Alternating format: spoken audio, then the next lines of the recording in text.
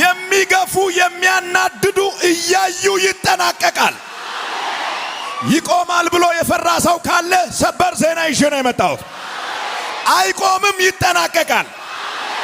ለዛውም በፈጣን ሁኔታ፣ ለዛውም በሚያስደንቅ ክብር። እስኪ አጠገብ ያለውን ሰው ነካ አርገውና አትፍራ ይጠናቀቃል በልልኝ።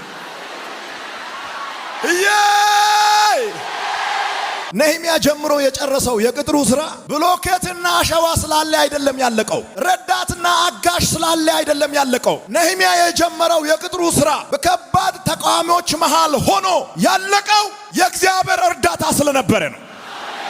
የጀመራችሁት ነገር ወደ ፍጻሜ የሚደርሰው ገንዘብ ስላለ አይደለም፣ ሰው ስላለም አይደለም፣ ፖቴንሻል ስላለም አይደለም። የጀመራችሁት ነገር ወደ ፍጻሜ የሚደርሰው የእግዚአብሔር ጣልቃ ገብነት ሲሆን የእግዚአብሔር እርዳታ ከሰማይ ሲመጣ ነው። ነህምያ የኢየሩሳሌምን ቅጥር ሊሰራ ባሰበ ጊዜ ገንዘብ አልነበረውም፣ ሰው አልነበረውም። ያሰበውን ስራ እንዳይጨርስ ብቻ አይደለም እንዳይጀምር የሚያደርጉ ብዙ ምክንያቶች ነበሩ። አንደኛው ግንብ ለመገንባት ነህምያ ኮንትራክተር አይደለም፣ ጠጅ አሳላፊ ነው እንጂ ብሎኬት፣ አሸዋ፣ ምስማር፣ ቆርቆሮ ምን እንደሆነ በጆሮ ይሰማል እንጂ በአይን አላየም። የነህምያ ሞያ ጠጅ መቅዳት ነው፣ ንጉሱን ማስተናገድ ነው። ፕሮፌሽናሉ ባልሆነ ቦታ ሲሰለፍ የተሰለፈው የእግዚአብሔር እርዳታ አምኖ ነው። እግዚአብሔር በሞያ ቦታ ሞያ እንደሚሆንለት፣ እግዚአብሔር በገንዘብ ቦታ ገንዘብ እንደሚሆንለት አምኖ ነው የቆመው። ያሰበውን እንዳይጀምር ቢጀምር እንኳን እንዳያልቅ የሚያደርጉ ብዙ ምክንያቶች ነበሩት። አንደኛው ሞያው አይደለም ግንብ መገንባት። ሁለተኛው በርታ በሚሉ ሰዎች መሃል ሆኖ ሳይሆን አትስራ፣ አይቻልም፣ እንዳትነካ፣ በዚህ ማለፍ አይቻልም በሚሉ ተቃዋሚዎች መካከል ሆኖ ነው የጀመረው። ሲጀምር ጀምሮ ነው መቃወም የጀመሩት። እየተቃወሙ ጀመረ፣ እየተቃወሙ አጋመሰ፣ እየተቃወሙ ጨረሰ። እየተቃወሙ ትጀምራለህ፣ እየተቃወሙ ትቀጥላለህ፣ እየተቃወሙ ታጠናቅቃለህ።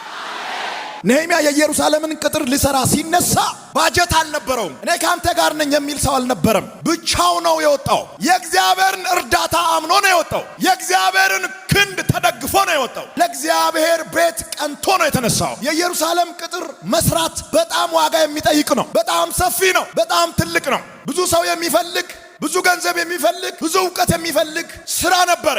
ለስራው በቂ የሆነ ባጀት ባልተገኘበት ሁኔታ እግዚአብሔርን አይቶ ነህምያ ተነሳ። በእምነት ከተነሳው ነህምያ ጋር እግዚአብሔር አብሮ ተነሳ።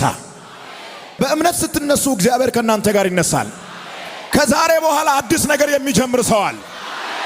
አዲስ ምዕራፍ የሚጀምር ሰዋል። በክብር ትጀምራል፣ በክብር ትጨርሳል። ማንም ሊያስቆምህ አይችልም። እግዚአብሔር ከፊት እየቀደመ ተራሮቹን ትክክል ያደርጋል። አያልቅም፣ አትልፋ በሚሉ ሰዎች መሃል ሆኖ